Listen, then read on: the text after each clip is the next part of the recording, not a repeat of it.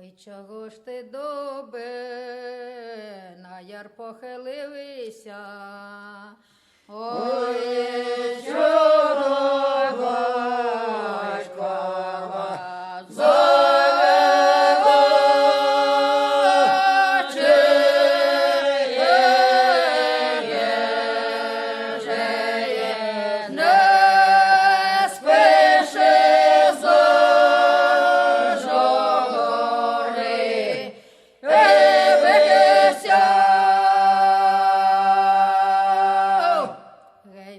чарують зорі серед ночі, не дагають за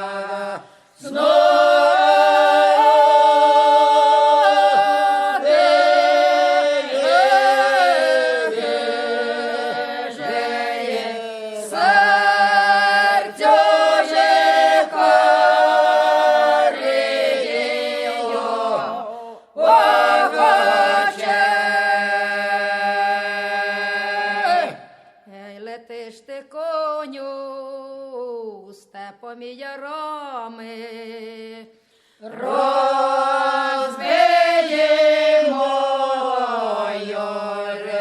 то